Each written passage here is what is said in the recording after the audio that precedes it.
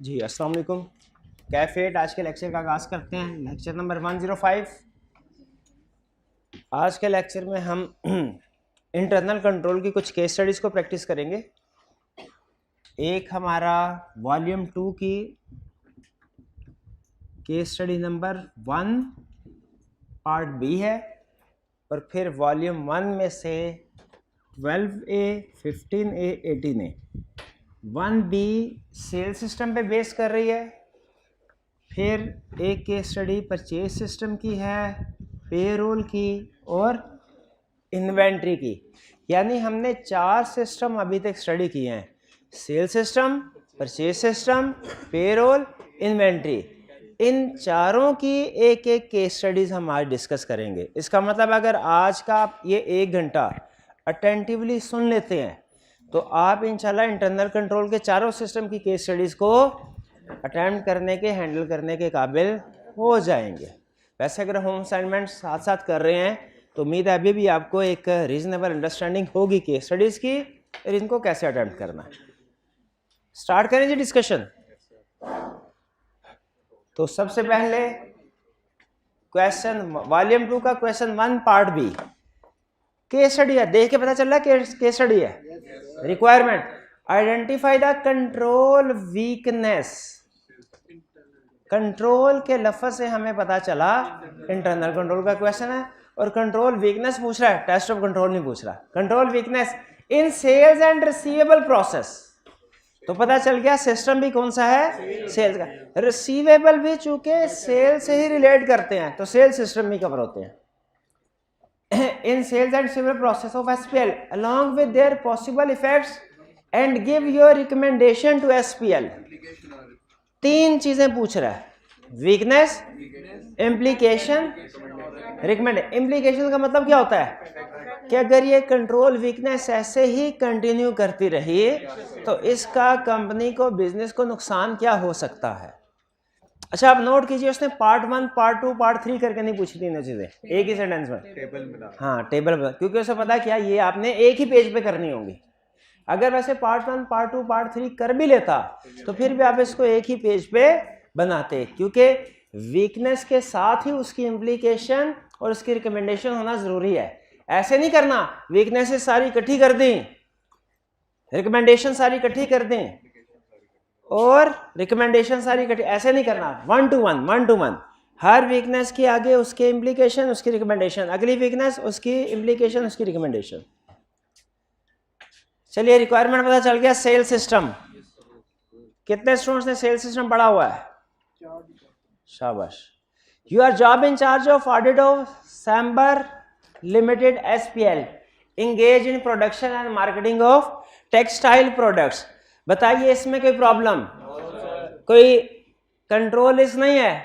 अभी सिस्टम ही स्टडी नहीं किया, अभी तो बिजनेस के बारे में इंफॉर्मेशन दे रहा है। सेल सिस्टम डिस्कस नहीं किया, वीकनेस कहां से निकालें हम? Your team has performed a walk through of the sales. Walk through क्या होता है?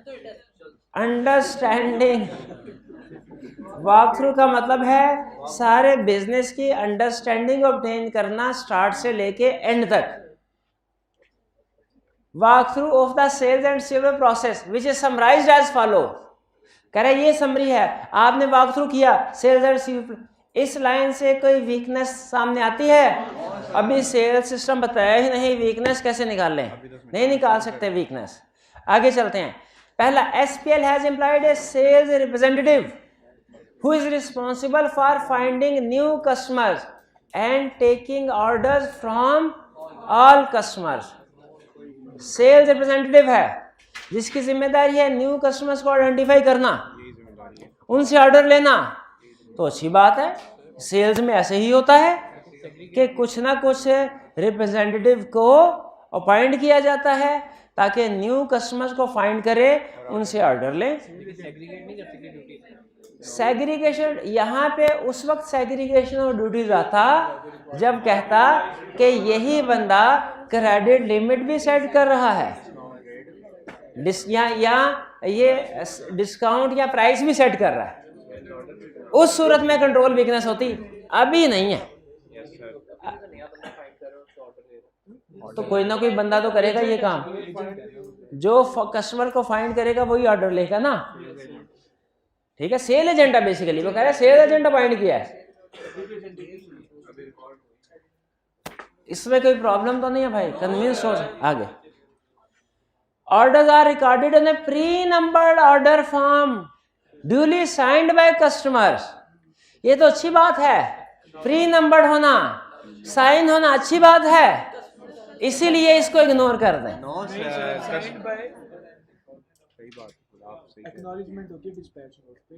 हाँ तो उसमें ऑर्डर पे दोनों पार्टियों के कभी एग्रीमेंट किया नहीं, इसीलिए एग्रीमेंट पे दोनों पार्टीज के साइन होते हैं।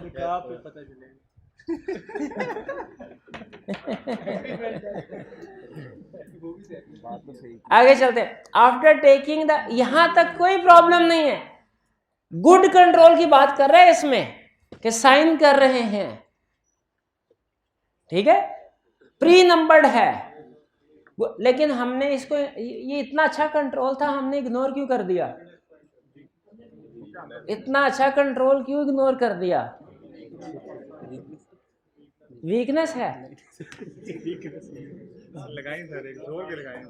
कौन है भाई? आप आए कहाँ से? मैं तो आपको देखी पहली दफा रहा हूँ क्लास। उसके भाई हैं? अच्छा हाइब्रिड वाले भाई। हाँ भाई, हाँ भाई, ये गुड कंट्रोल है, इसको इग्नोर क्यों किया? अरे शाबाश, रिक्वायरमेंट में कह रहे हैं वीकनेस आइडेंटिफाई करो, तो वीकनेस के ऊपर फोकस करना है, गुड कंट्रोल पर थोड़ी करना है। After taking the customer order sales representative mention the maximum credit limit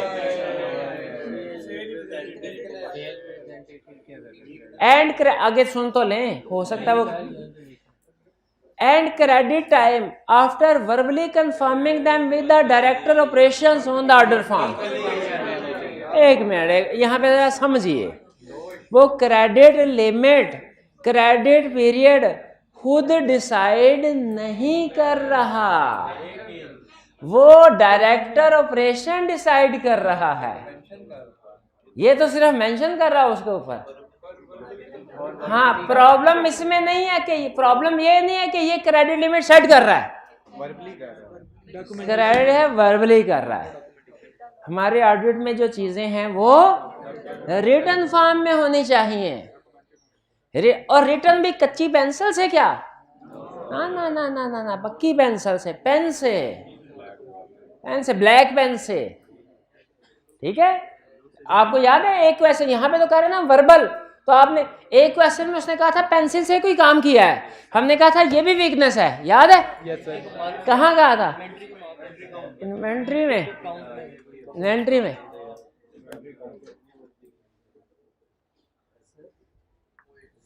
जी जी,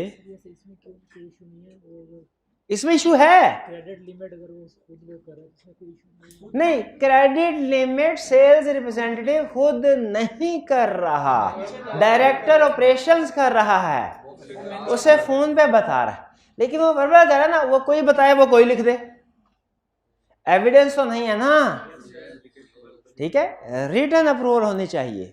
ये उसने एक और केस स्टडी में पूछा था कि एक आईटी का बंदा था, उसे, ये आईटी वाले चैप्टर की केस स्टडी थी, आईटी वाला बंदा, उसने कोई प्रोग्राम में चेंज किया, ऐसा चेंज किया सारा सिस्टम ही ठप हो गया, डाउन हो गया, और बाद में पता चला, उससे पूछा भाई तूने चेंज क्यों किया था? उसने कहा मुझे वो डायरेक्टर ने कहा था। उन्होंने कहा, हमने कहा कि लिखत पढ़ा, तो उसने कहा ज़बानी कहा था। तो क्या जो प्रोग्रामर है उसे वर्बल इंस्ट्रक्शंस के ऊपर सारा प्रोग्राम चेंज कर देना चाहिए? तो क्या इस बंदे को वर्बल इंस्ट्रक्शंस के ऊपर सेल्स ऑर्डर अप्रूव करना चाहिए? नहीं। तो प्रॉब्लम ये नहीं है कि वो, अगर वो खुद ही क्रेडिट लिमिट सेट कर रहा होता वो प्रॉब्लम होती, लेकिन इसमें वो खुद क्रेडिट लिमिट सेट नहीं कर रहा, वर्बल काम कर रहा है। एक वीकनेस होगी सेल्स की, इंप्लीकेशन क्या होगी? In case of disagreement no written evidence is available, ठीक, हाँ जी, या वो अप्रूव कर सकता है against instructions of director operations, बिल्कुल। तो रिकमेंडेशन क्या होगी कि sales order and sales credit limit and credit period should be approved in written form by director operations. Sales representative then forwards one copy of the order form to the warehouse, another copy to the factory accountant. वो एक ware house को भिजवा देता है, ये ware house से मुराद dispatch department शायद उसका है, और एक फैक्ट्री अकाउंटेंट को भिजवा दे, अकाउंट्स डिपार्टमेंट को भिजवा दे। कस्टमर को नहीं, कस्टमर को भी दे रहा होगा ना, कस्टमर्स को भी दे रहा, हाँ सेल्स ऑर्डर की कॉपी कस्टमर को दे रहा होगा।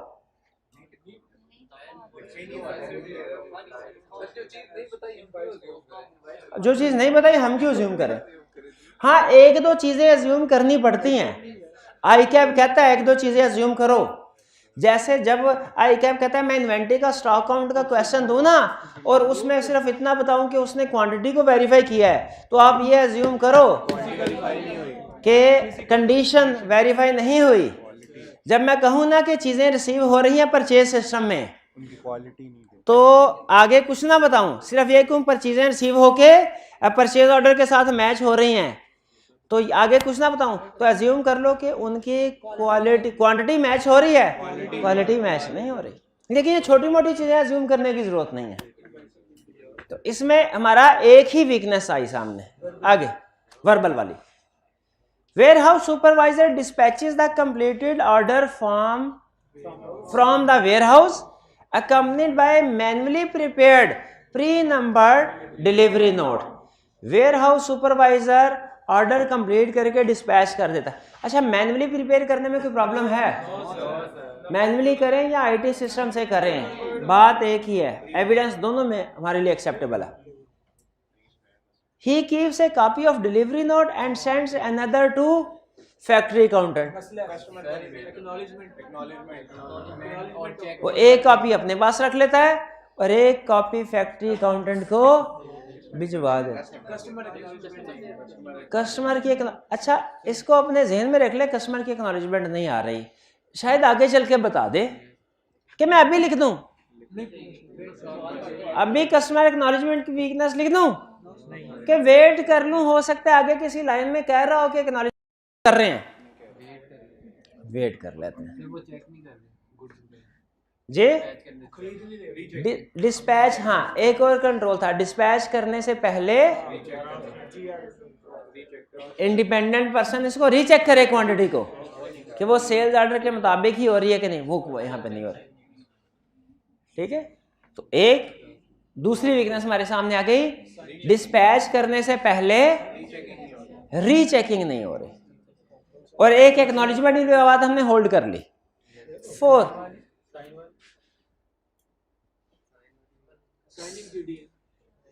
तो साइनिंग जीडीएन वो एक ही बात है, इंडिपेंडेंट पर्सन उसको रीचेक नहीं कर रहा या जीडीएन को साइन नहीं, वो एक ही बात है।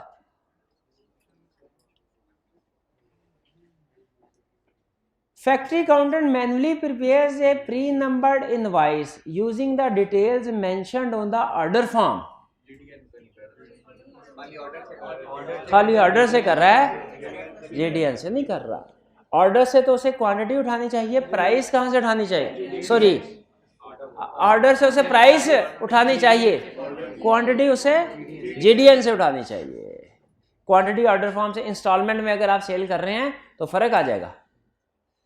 Factory accountant also ensures that customer should not exceed the maximum credit limit after the new order.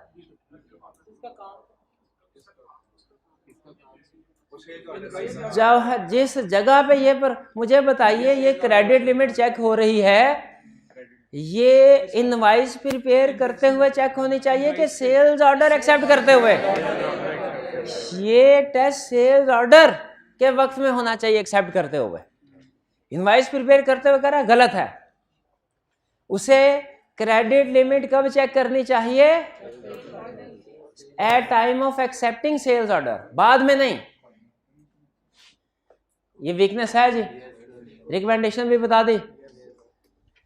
Factory accountant normally sends one copy of invoice to the customer along with delivery note and keeps the second copy along with the order form in the record of accounts department. कोई issue? However कितनी 3 weaknesses होगी हमारी, और एक हमने hold की हुई है कस्टमर एक्नॉलेजमेंट वाली. However, due to delay in receiving the order information, invoice is sometimes sent after the delivery. Due to delay in receiving the order information, invoice is, यानी पहले ये कह रहा है कि डिलीवरी के साथ ही डिलीवरी और इनवाइस दोनों साथ भेजते हैं, पहले ये कह रहा है, जो कि ठीक है, क्योंकि जो रिकॉर्डिंग होती है वो इनवाइस की बेस पे होती है. इनवाइस जो बनती है वो फिर अकाउंट्स डिपार्टमेंट में रिकॉर्ड होती है. लेकिन यहाँ पे ये कह रहा है however due to delay in receiving the order information, invoice is sometimes sent after the goods पहले डिलीवर हो जाती हैं, इनवाइस बाद में. इसका मतलब कट ऑफ एरर होगा. इम्प्लीकेशन क्या होगी? सेल्स कंप्लीटली रिकॉर्ड नहीं हुई होंगी. कुछ सेल्स ऐसी होंगी जो आपने डिस्पैच कर दी हैं, रिकॉर्ड नहीं की, ये इम्प्लीकेशन हो जाएगी. और इसकी रिकमेंडेशन क्या होगी कि साइमल्टेनियसली जैसे ही डिस्पैच की जाए फौरन सेल्स रिकॉर्ड की जाए. 4 हो गए. Each Friday factory counter inputs the weeks invoices into computerised counting software. हाँ, डेली करना चाहिए, ठीक है. एट ईच, अगर डेली नहीं करेंगे तो वीकली में क्या प्रॉब्लम है? कट ऑफ एरर हो सकता है. At each month end, factory accountant prepares age analysis and follow-ups with customers who have not paid within their credit limit. Her month and पे एज एनालिसिस प्रिपेयर किया जाता है और follow किया जाता है जिन लोगों ने पेमेंट नहीं की. एजिंग एनालिसिस प्रिपेयर करना चाहिए. ये हाँ, ये कंट्रोल ठीक है. तो अब हमारा जो कस्टमर एक्नॉलेजमेंट वाला रह गया था वो, हाँ, वो कहीं भी नहीं बताया हम, वो यहाँ पे फिर इंक्लूड कर देंगे. A customer acknowledgement is not being received. Clear? कोई प्रॉब्लम? नेक्स्ट क्वेश्चन की तरफ चलें. पूछना. Follow up with customers. वो फॉलो अप का मतलब यही होता है कि इन्वेस्टिगेट करना कस्टमर से कि क्यों आप पेमेंट नहीं कर रहे, और अगर लगे कि इससे पेमेंट नहीं आएगी तो उसको राइट ऑफ करना. ये इसके शामिल है इसी सेंटेंस में कि प्रोविजन या बैड डेट की एंट्री भी ये कर रहा होगा. नेक्स्ट 12वे. अभी हमने किस सिस्टम की का क्वेश्चन किया? Sale system. और ये प्यारे भाई मुझे बताएंगे इसमें वीकनेसेस क्या क्या थी. जरा रिवाइज कर लें, कोई रिवाइज कर लें जरा हमें. से अभी जो केस स्टडी हमने की है इसमें क्या क्या वीकनेसेस थे? एक कस्टमर की एक्नॉलेजमेंट नहीं ली जा रही थी, उसको चीजें डिस्पैच करना. वर्बल क्रेडिट लिमिट एंटर की जा रही थी. 2, ये कह रहे हैं क्रेडिट लिमिट चेक नहीं की जा रही थी. चेक की जा रही थी, लेट की जा रही थी. हाँ जी. और इनवॉइसेस वीकली, डेली की बजाय वीकली बेसिस पे रिकॉर्ड की जा रही थी. और वो सेल ऑर्डर की बेस पे डिलीवरी नोट लेजर में पोस्ट. सेल्स ऑर्डर की बेस पे लेजर में रिकॉर्डिंग खाली ऑर्डर नहीं, सेल्स की रिकॉर्ड. हाँ, इनवाइस और डिलीवरी नोट डिफरेंट डेट्स पे सेंड किए जा रहे थे. हालांकि जिस दिन गुड्स डिस्पैच कर दें उसी दिन इनवाइस प्रिपेयर होनी चाहिए. अच्छा, अकाउंट्स में एंट्री किस बेस पे करनी चाहिए? जिस दिन जीडीएन गुड्स डिस्पैच हुई उसी दिन ही इनवॉइस प्रिपेयर होनी चाहिए और उसी दिन अकाउंट्स में एंट्री होनी चाहिए.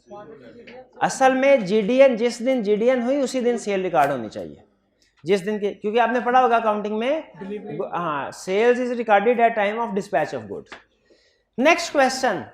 सबसे पहले क्या करें? रिक्वायरमेंट पढ़ें. क्या कह रहा है? लफ्ज वीकनेसेस से क्या पता चला? कंट्रोल. लफ्ज रिस्क से क्या पता चला? लफ्ज थ्रेट से क्या पता चला? इवेल्युएट द अबव सिचुएशन से क्या पता चला? कुछ भी नहीं, ऊपर पता चलेगा। और कोर्स ऑफ एक्शन से क्या पता चला? कि जो भी सिचुएशन है उस लिहाज से प्रोसीजर बताओ। अगर वो सिचुएशन कहीं पे स्पेसिफिकली डिस्कस हुई है किसी चैप्टर में तो वो प्रोसीजर बताओ, अगर डिस्कस नहीं हुई अपनी जजमेंट के लिहाज से प्रोसीजर बताओ। Identify the weakness in internal control system of AL and their possible effect and give your recommendation to AL। देखिए रिक्वायरमेंट से ये पता चल गया इंटरनल कंट्रोल वीकनेस का क्वेश्चन है।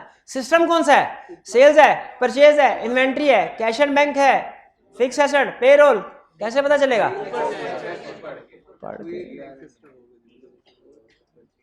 12A You are the audit senior at Advanced Limited, which is engaged in the business of assembling and marketing of consumer electronics. The process followed by AL for procurement is as follows। यहाँ तक कोई weakness, अभी तक system ही नहीं बताया, तो अभी तो नेचर ऑफ बिजनेस बता रहा है, सिस्टम बताया ही नहीं, वीकनेसेस कैसे आइडेंटिफाई कर सकते हैं? नहीं कर सकते। अब देखें शायद आगे सिस्टम बताने लगा। स्टोर डिपार्टमेंट स्टोर डिपार्टमेंट कौन सा है? Warehouse department generates a numerically sequenced purchase requisition when the quantity falls below reorder level. बहुत, ये तो अच्छा कंट्रोल है। हाँ, तो रीऑर्डर लेवल से नीचे जाए तभी ऑर्डर देते हैं।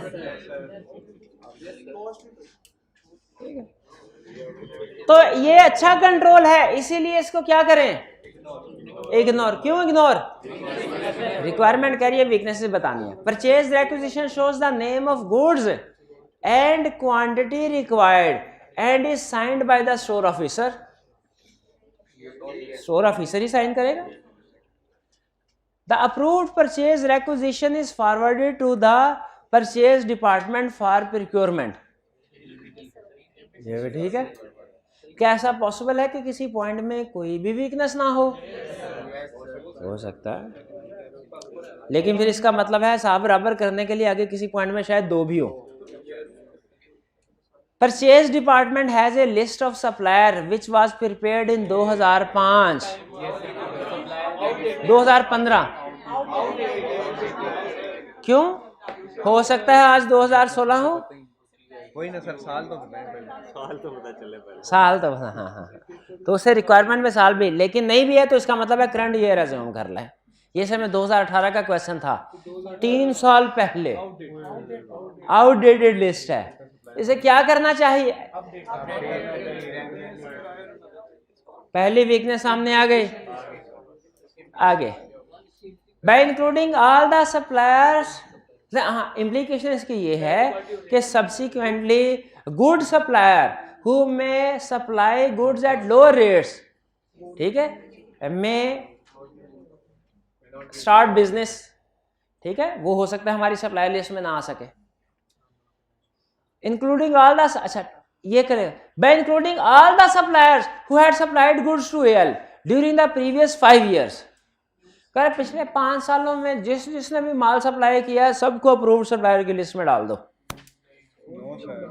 एक तो ये कि 2000 पुरानी लिस्ट थी, दूसरा ये कि जिसने भी सप्लाई किया है, चाहे घटिया सप्लाई किया है चाहे अच्छा सप्लाई किया है, कोई फर्क नहीं है, सबको इंक्लूड कर दो। ये क्राइटेरिया ठीक है क्या कि जिसने भी सप्लाई किया सबको इंक्लूड कर दो? तो क्राइटेरिया क्या होना चाहिए? अप्रूव्ड, जिससे हमने सप्लाई ली है और जिसकी जो पास्ट परफॉर्मेंस है सेटिस्फैक्ट्री रही है, जो प्राइस लो और क्वालिटी प्रोडक्ट्स हमें सेल करता रहे, सिर्फ उसका नाम अप्रूव्ड लिस्ट में होना चाहिए। तो इसमें 2 गलतियां होगी, एक तो लिस्ट पुरानी है और दूसरा उस लिस्ट का क्राइटेरिया जो ऐड करने का है वो ठीक नहीं है। Later some suppliers were added to the list on the recommendation of the store manager।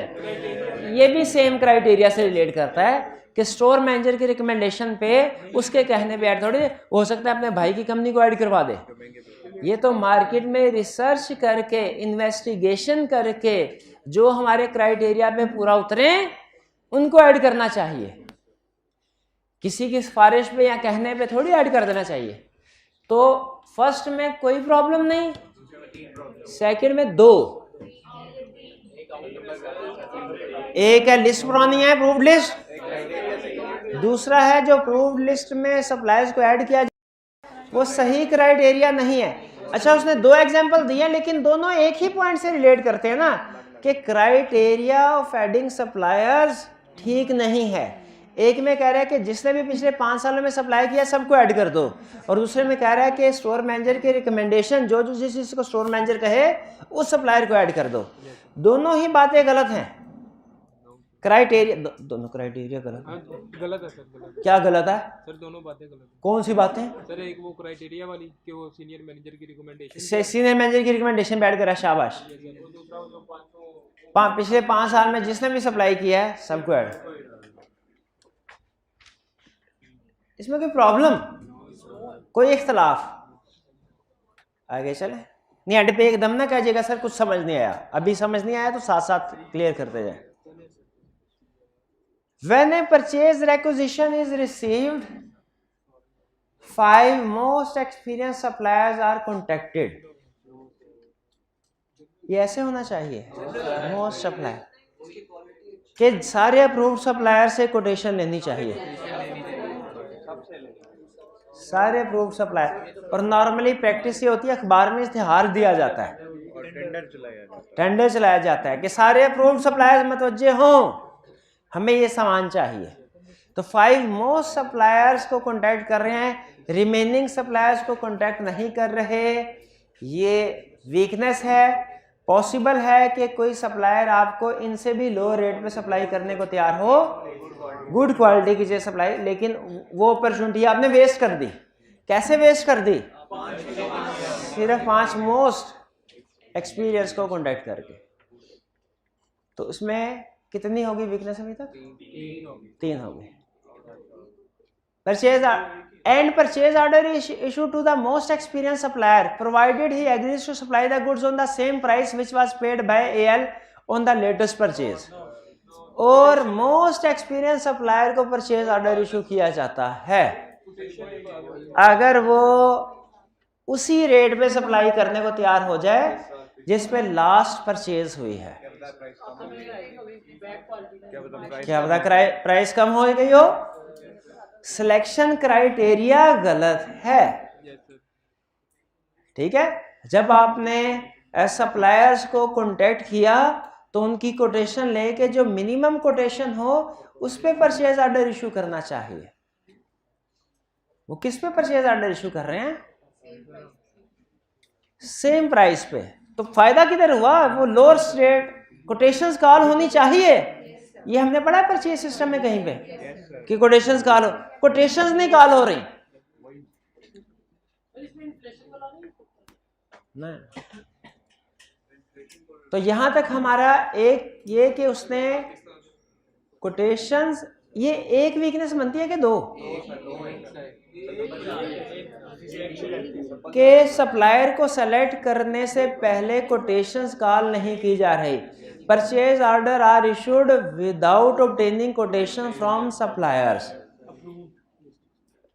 ये एक बन रहा है, 2 बंदे, एक प्राइस वाले और एक कोटेशन, और एक के प्राइस को कंसीडर नहीं किया जा रहा। दूसरा ये भी तो ये हो सकता है प्राइस कम हो गई हो किसी बात से।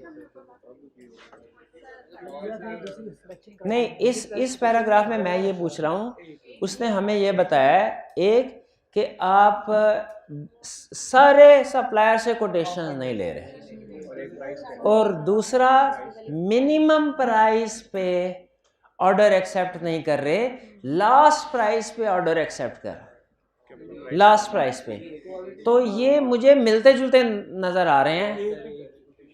हाँ चलें, इसको बहरहाल to be on safe side एक कंसीडर कर लेते हैं। तो हमारे टोटल कितने हो गए? 3 वीकनेसेस हो गए। पहली कौन सी थी? लिस्ट अपडेट नहीं हो रही। दूसरी, एडिशन जो हो रहा है सप्लायर्स का वो प्रेस्क्राइब्ड क्राइटेरिया के मुताबिक नहीं है। तीसरा, ऑर्डर इशू किया जा रहा है without quotations. Purchase order is issued in the form of email by purchase manager. हाँ, अब यहां पे याद है ईमेल एक्नॉलेजमेंट वसूल नहीं की। हो सकता है ईमेल उसकी नजरों से ना गुजरे, जी। A copy of the email is also sent to the store manager and the finance manager. In case of large or unusual purchases, purchase requisition and purchase order are also authorized by the store manager prior to sending the email. Store manager के पास तो authority होनी, हमने study किया था, purchasing authority centralised होनी चाहिए। एक department purchase कर रहा हो, प्रोक्योरमेंट डिपार्टमेंट, जो इसकी ऑथोराइजेशन है वो भी प्रोक्योरमेंट डिपार्टमेंट को ही देनी चाहिए। स्टोर वाला तो खुद उसको सामान चाहिए, वो खुद ऑथोराइज करेगा कि मुझे किससे खरीदना है। तो ये पांचवी गलती हो गई क्या, कि जो परचेजेस हैं चाहे लार्ज और अनयूजुअल हैं, लेकिन जो भी परचेजेस हो वो ऑथोराइज होनी चाहिए परचेज ऑर्डर डिपार्टमेंट की तरफ से। वेयर हाउस वाले को परचेजेस ऑथोराइज नहीं करनी चाहिए। हाँ, तो नहीं, उस अथॉरिटी में नहीं इन्वॉल्व होना चाहिए ना। 4. On receiving the goods, store officer agrees the good dispatch note of the supplier with the purchase order to ensure that description of good is the same as they were ordered by AL. एक quality check नहीं हो रही, एक और भी मसला है। हाँ, अपने परचेज ऑर्डर के साथ उसको मैच करना चाहिए, कस्टमर के ऑर्डर के साथ मैच नहीं करना चाहिए। कस्टमर के परचेज ऑर्डर को जो कस्टमर के जो सप्लायर के जीडीएन के साथ परचेज ऑर्डर को मैच नहीं करना चाहिए, बल्कि परचेज ऑर्डर को सप्लायर के जीडीएन की बजाय अपने जीआरएन के साथ मैच करना चाहिए। फिर सुनना है, कर क्या रहा है, एक परचेज ऑर्डर है, हमारे पास भी वही है, सप्लायर के पास भी वही है, सप्लायर ने चीज़ें भेजी, सप्लायर ने चीज़ों के साथ अपना जीडीएन भेजा होगा, हमारे पास गोदाम में चीज़ें आई, हमने चीज़ें चेक करके उन्हें अपने सेल्स ऑर्डर के परचेज ऑर्डर के साथ मैच करना है। वो कहता है आप जब चीज़ें वसूल हुई हैं उसे अपने परचेज ऑर्डर की बजाय सप्लायर के जीडीएन के साथ मैच कर रहे हैं। इसका मतलब है, हो सकता है हमने 100 यूनिट्स का ऑर्डर दिया हो, उसने 80 भिजवाए और 80 का ही जीडीएन दिया, तो हम मैच कर रहे हैं और हम कह रहे हैं पूरा है। हमें तो अपने परचेज ऑर्डर के साथ मैच करना चाहिए ना, हमने कितनी मंगवाई चीजें।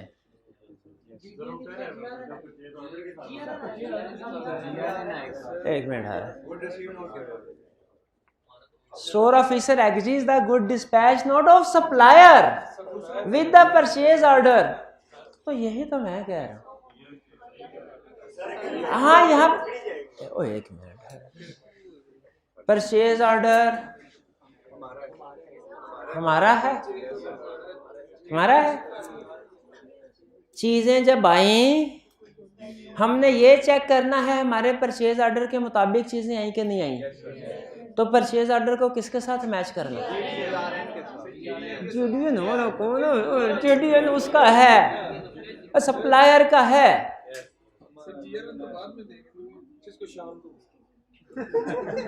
शाम को कोई क्लास नहीं होती है भाई, मेरी बात सुनो, हम खरीद रहे हैं कि बेच रहे हैं, खरीद रहे हैं, एक मिनट है, खरीद रहे हैं, सप्लायर बेच रहा है, सप्लायर बनाएगा जीडीएन, हम वसूल करके बनाएंगे जीआरएन। हमने देखना है जो चीजें आई हैं वही हैं जो हमने ऑर्डर की थी कि नहीं, तो हमने परचेज ऑर्डर को मैच किसके साथ करना है, तो बस रिसीव कर लिया ना, रिसीव कर लिए चीजें, ऑन रिसीविंग द गुड्स, चीजें रिसीव कर ली हैं, इसका मतलब है जीआरएन बन गया, तो हमें उसके जो गुड्स रिसीव उसके साथ मैच करना चाहिए ना भाई। ठीक है, नहीं तसल्ली है कि नहीं आपकी, नाराज लग रहे हैं, नहीं है नाराज, उसमें नहीं। चलिए भाई, ये जीडीएन की बजाय जीआरएन के साथ मैच करना चाहिए परचेज ऑर्डर को। आगे चलते, कितने इम्प्लीकेशन हो सकता है कि जो हमने गुड्स मंगवाई थी वो उतनी ना हो, जो उसने गुड्स भेजी हैं उससे मैच ना करें, ठीक। An acknowledgement copy of GDN is given to the supplier and another copy is sent to the accounts department. GDN GRN है हमारा, ठीक है।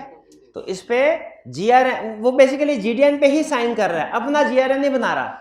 इसे चाहिए कि अपना GRN बनाए, गुड रिसीट नोट बनाए। अच्छा, आप भी यही कह रहे थे, हम भी यही कह रहे हैं कि ये GRN, ये सप्लायर का GDN यूज कर रहा है, इसे हाँ गलत कर रहा है ये चीज। अब सेम पेज पे हुए हम, सप्लायर का GDN इसे सप्लायर के GDN की बजाय अपना GRN यूज करना चाहिए, उस पे साइन करके देना चाहिए। जो GRN हम बनाएंगे वो गुड रिसीट के हिसाब से बनाएंगे कि जो गुड रिसीव हुई हैं वो कितनी हुई हैं, फिर उस पे साइन करेंगे, उस पे साइन करेंगे। नहीं, मसला ये हो सकता है उसने गुड्स डिस्पैच नोट ज्यादा का बना दिया हो और एक्चुअली जो गुड्स रिसीव हुई हैं वो कम भेजी हो, असल मसला ये है। तो हमने जब ओके करना है तो परचेज ऑर्डर के साथ मैच करना है तो गुड रिसीट नोट को करना चाहिए ना, सप्लायर के गुड डिस्पैच नोट को तो नहीं करना चाहिए।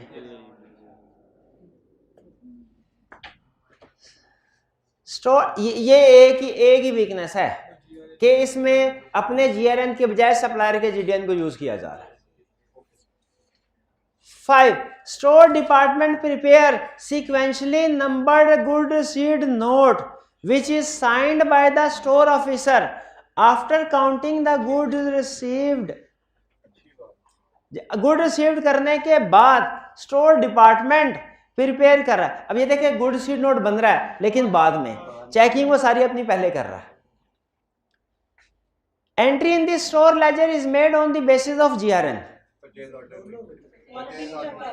हाँ, यहां पे अब देखिए क्वालिटी के बारे में साइलेंट है वो, तो मैंने आपको एक ये बात कि जब भी चीजें रिसीव हो कंफर्म है क्वालिटी को इंस्पेक्ट किया जाएगा। अगर क्वेश्चन में क्वालिटी का जिक्र नहीं करता तो अज्यूम करेंगे क्वालिटी की इंस्पेक्शन नहीं हो रही। उसी तरह स्टॉक काउंट में कंफर्म है कि उसने कंडीशन को चेक करना है इन्वेंट्री की, डैमेज आइटम्स को आइडेंटिफाई करने के लिए। अगर वो कंडीशन को चेक नहीं, क्या कंफर्म है, नहीं हो रही ऑब्सोल्यूट इन्वेंट्री आइडेंटिफाई। तो यहां पे वो रिसीव कर रहा है लेकिन कंडीशंस के बारे में, क्वालिटी के बारे में नहीं बताया, तो हम इसमें चेक उसको बताएंगे कि क्वालिटी को भी आपको इंस्पेक्ट करना है। 6. On receiving invoice purchase is recorded by the accounts department after compare the quantity received as per GDN with purchase order and the invoice। नहीं, यहाँ पे मसला GRN नहीं है, वो तो हमने पहले कमेंट भाई एक वीकनेस को एक दफे डिस्कस करेंगे ना, ऊपर हमने जब डिस्कस कर दिया यहाँ पे GDN की वीकनेस को, यहाँ पे इनवॉइस पे रिकॉर्डिंग है तो किस पे रिकॉर्डिंग होनी चाहिए, GRN की बेस पे परचेज रिकॉर्ड होने चाहिए परचेज, वरना इस केस में क्या होगा, पेंडिंग GRN का केस राइज होगा कि कुछ गुड्स रिसीव हो चुकी हैं लेकिन रिकॉर्ड नहीं हुई क्योंकि सप्लायर ने इनवॉइस नहीं भेजी। ठीक है, पॉइंट 5 में वो परचेज ऑर्डर होगा तो GRN से ले रहा है परचेज GRN से तो वो प्राइस ले रहा होगा rate. Store department prepares sequentially numbered good receipt note which is signed by store officer after counting the goods received। इसमें क्या प्रॉब्लम है, entry in the store laser. Store laser से मुराद क्या है, वो FIFO इन्वेंट्री लेजर कार्ड, वो कह रहा है उसमें इन्वेंट्री की जाती है on the basis of GRN।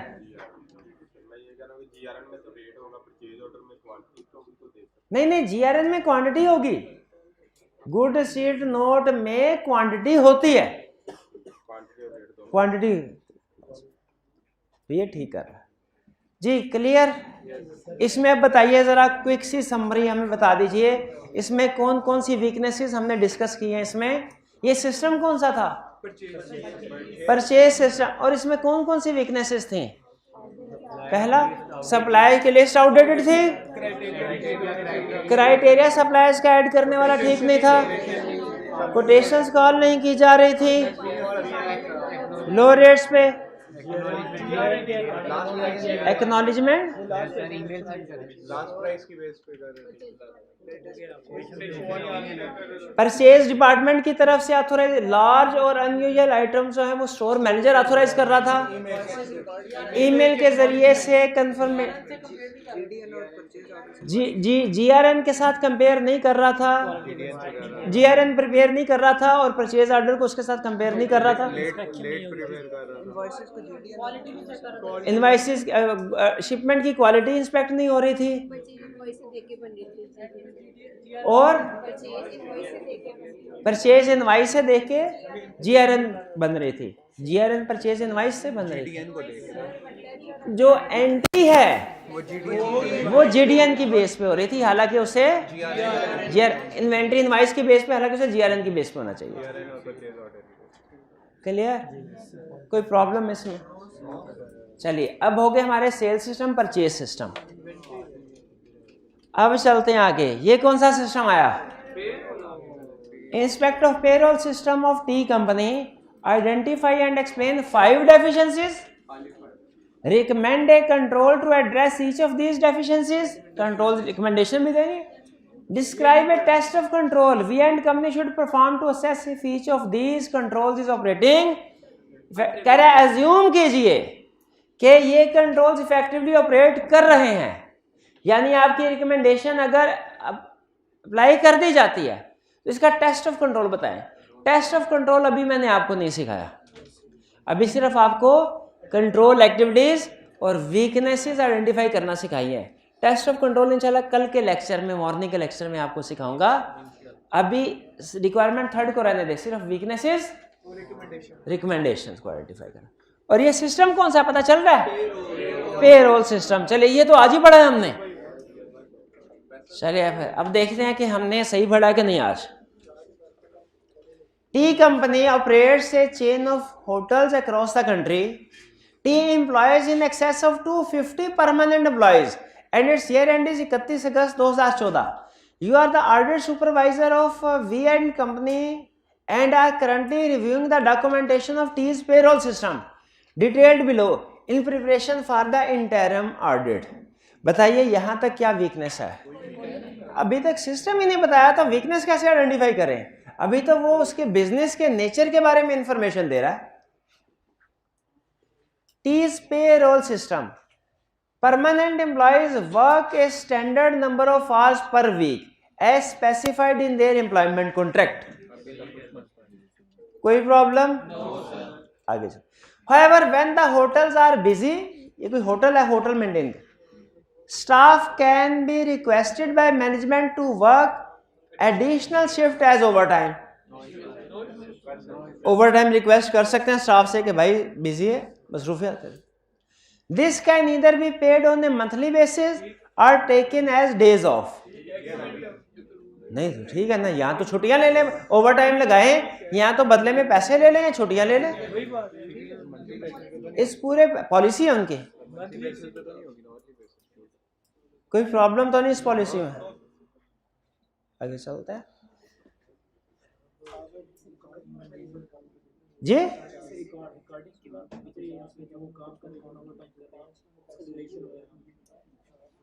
Over time की रिकॉर्डिंग देखिए, ओवर टाइम की अप्रूवल होनी चाहिए, अप्रूवल नहीं हो रही वो प्रॉब्लम है।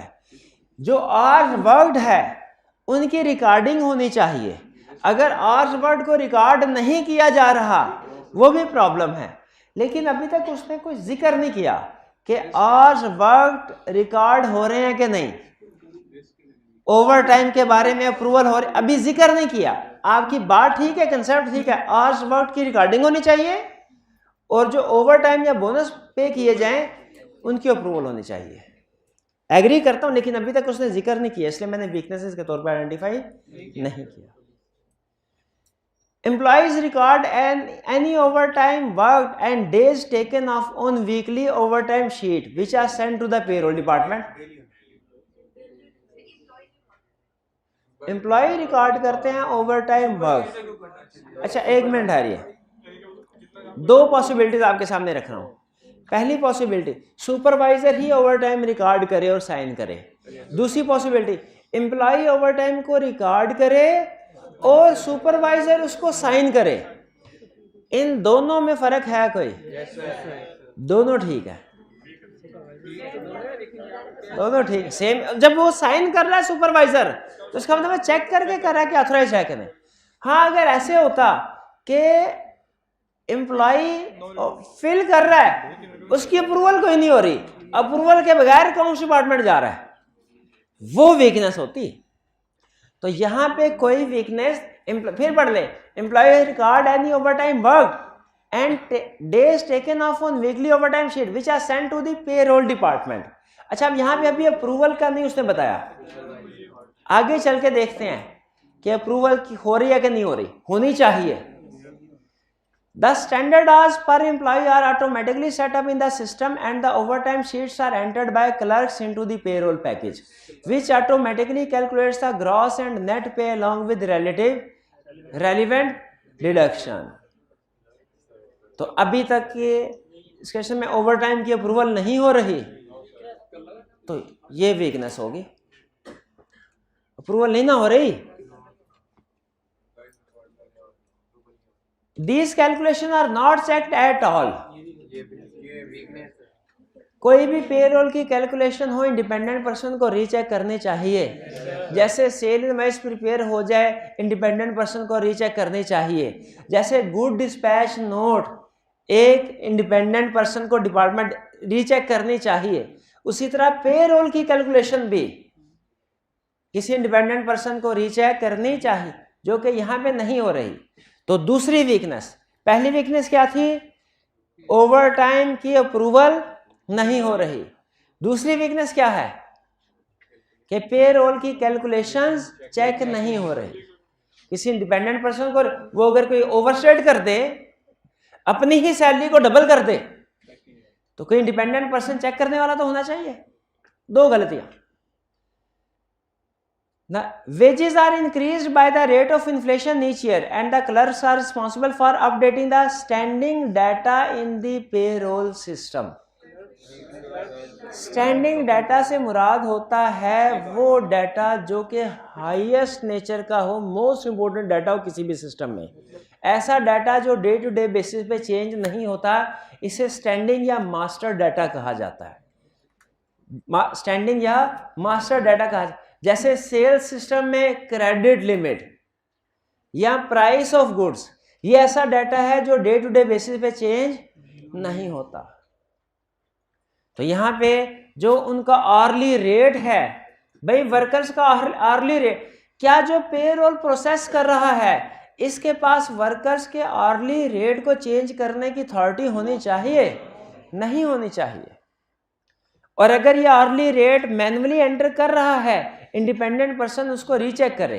अब यहाँ पे उसने क्लियरली कहा है कि जो प्रिपेयर करने वाला बंदा है वही स्टैंडिंग डाटा को अपडेट भी कर रहा है। तो ये वही चीज हो गई जिसमें हमने कहा था कि सेल्स टीम के पास प्राइस या डिस्काउंट की इजाजत, चेंज करने की इजाजत नहीं होनी चाहिए। वो डायरेक्टर ने जो प्राइस सेट कर दी वही होनी चाहिए।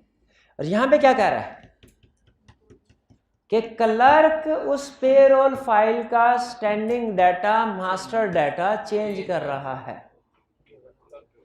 वीकनेस है। एक्सेस राइट रिस्ट्रिक्ट होने चाहिए, इसके पास एक्सेस नहीं होनी चाहिए स्टैंडिंग फाइल डाटा को चेंज करने की। Next, employees are paid on a monthly basis by bank transfer for their contracted weekly hours and for any overtime worked in the previous month. If employees choose to be paid for overtime, authorization is required by department heads of any overtime in excess of 30% of standard hours. हाँ, overtime की बात अब कर रहा है। Overtime की बात देखिए, मैं इसलिए कहता हूँ पहले पूरा क्वेश्चन पढ़ के तो फिर वीकनेस आइडेंटिफाई करवाया था। आपने ऊपर मुझे वीकनेस आइडेंटिफाई करवा दी, कि अप्रूवल नहीं हो रही, और नीचे उसके बारे में वो बता रहा है। क्योंकि एग्जाम में फिर अगर मैंने ऐसे लिख दिया फिर क्या होगा, रिकॉर्ड ऐसे देगा, उससे बेहतर नहीं है पहले पूरा क्वेश्चन पढ़ लें। आप पढ़ के, लेकिन यहाँ पे देखें हमारी डिस्क्रिप्शन थोड़ी सी चेंज होगी। पहले हमने लिखा था कि ओवरटाइम की अप्रूवल हो ही नहीं रही, वो वीकनेस थी। अब यहाँ पे वीकनेस क्या बन रही है कि 30% से ज्यादा की अप्रूवल हो रही है। अगर ओवरटाइम 30% तक है, स्टैंडर्ड आवर्स के 30% तक ओवरटाइम है, इसकी कोई अप्रूवल नहीं कर रहा, अप्रूवल के बगैर प्रोसेसिंग हो जाती है। इसका मतलब है महीने में अगर फर्ज कीजिए आप 250 घंटे काम कर रहे हैं और आप उसमें से 50 घंटे भी ओवरटाइम क्लेम कर लेते हैं, तो बगैर किसी ऑथोराइजेशन अप्रूवल के आपको पेमेंट हो जाएगी। ये कंफर्म वीकनेस है। ये वही बात है, ओवरटाइम की अप्रूवल नहीं हो रही, लेकिन अब यहाँ पे लिमिट बना दी कि इस लिमिट तक नहीं हो रही।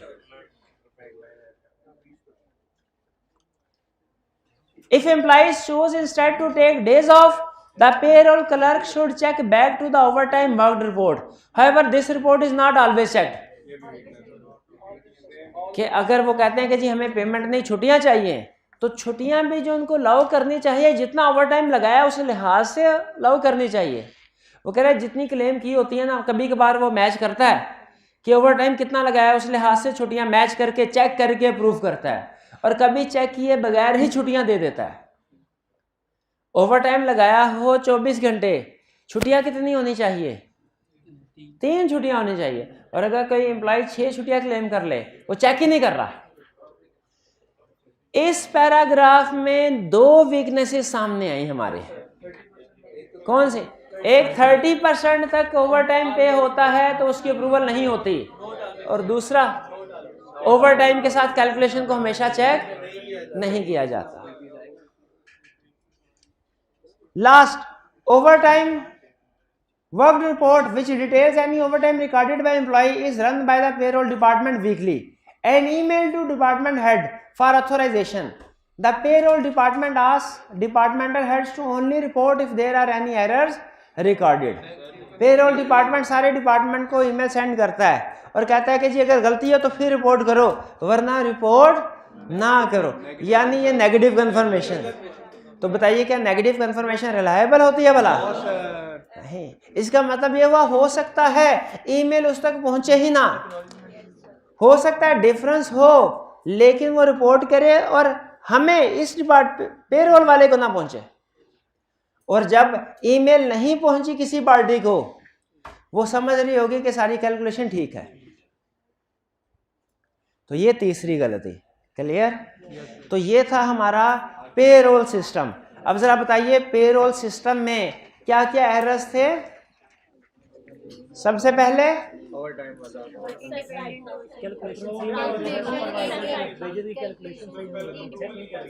कैलकुलेशन, जो वेजेस की कैलकुलेशन कर रहा है वो कोई अदर पर्सन रीचेक नहीं कर रहा। स्टैंडिंग डाटा वो खुद चेंज कर रहा था, हालांकि इससे डायरेक्टर्स को चेंज करना चाहिए था। 30% तक ओवरटाइम क्लेम करे, कोई अप्रूवल नहीं। अगर डेज को ऑफ ले, उसकी भी चेकिंग बाज़-औक़ात नहीं होती। और लास्ट जो कैलकुलेशन जो कंफर्म करवाई जाती है ईमेल के जरिए, उसकी कंफर्मेशन नहीं ली जाती। हालांकि हमेशा कंफर्मेशन लेनी चाहिए, एक्नॉलेजमेंट लेनी चाहिए कि सर आपने ये रिसीव कर लिया डाटा और आपके ख्याल में ठीक है।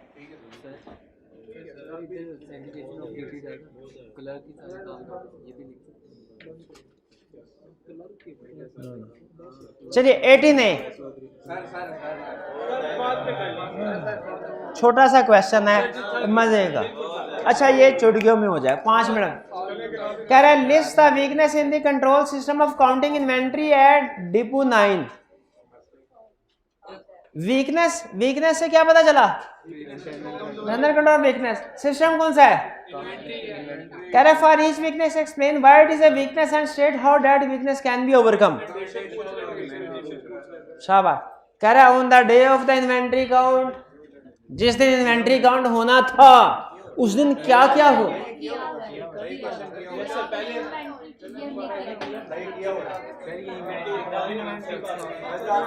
किया, तो इसका मतलब है आपको आता होगा। अभी अच्छा अभी प्री नंबर काउंट, 1 मिनट है, ये है 6 है, मैं रैंडमली 3 पॉइंट्स उठाऊंगा और 3 स्टूडेंट से पूछूंगा, अगर ठीक बता दिए तो फिर छुट्टी। मेरे ठीक है, नहीं नहीं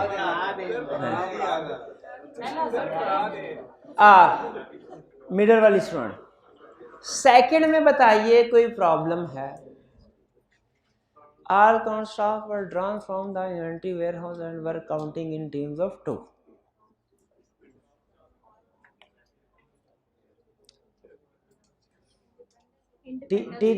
टीम्स ऑफ 4 होनी चाहिए, टीम्स ऑफ 3, टीम ऑफ 1 होनी चाहिए।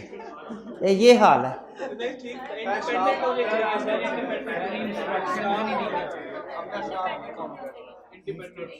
इंडिपेंडेंट टीम क्यों?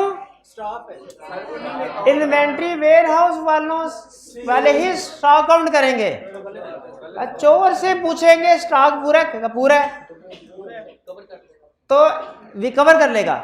तो रिकमेंडेशन क्या है? एक बच्चों और एक बच्चों। ओके जी भाईजान, कॉर्नर वाले भाई, तीसरा पॉइंट एक्सप्लेन कर दें।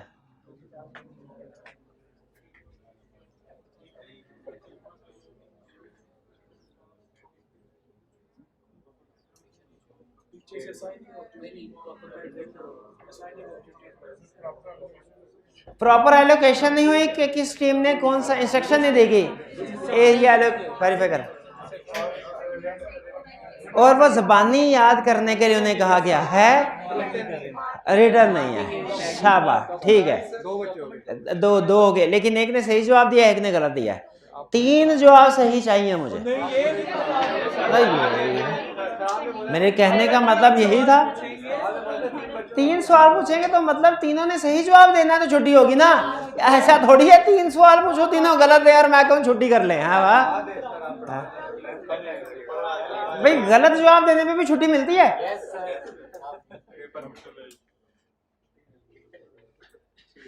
जी मेरे भाई, ये जो इतने, हाँ जी गौर से आप देख रहे हैं, आप नंबर 6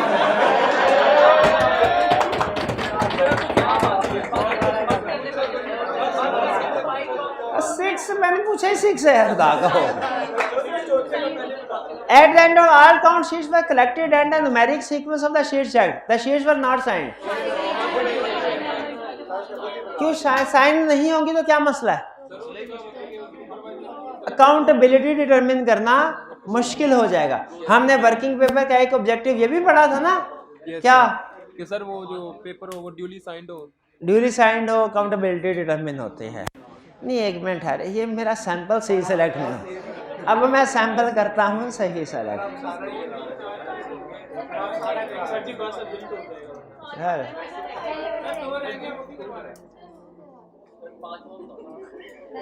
पहला, शाबाश, पहला बताइए।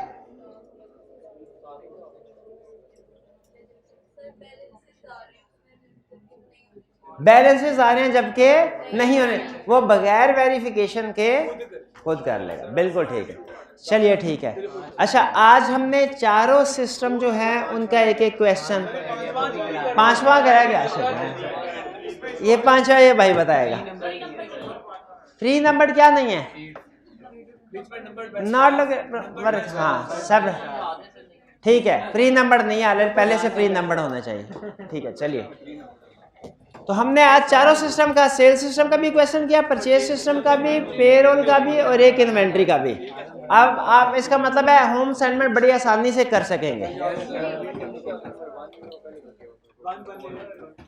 जो असाइनमेंट दी थी उसमें क्वेश्चन नंबर 1 पहले से किया, यानी रिटन फॉर्म में किया हुआ आपने पहले।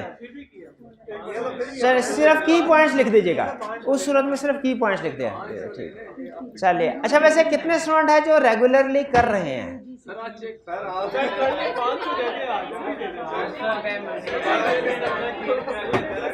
चलिए आज का लेक्चर खत्म करते हैं यहाँ पे। अल्लाह हाफिज़।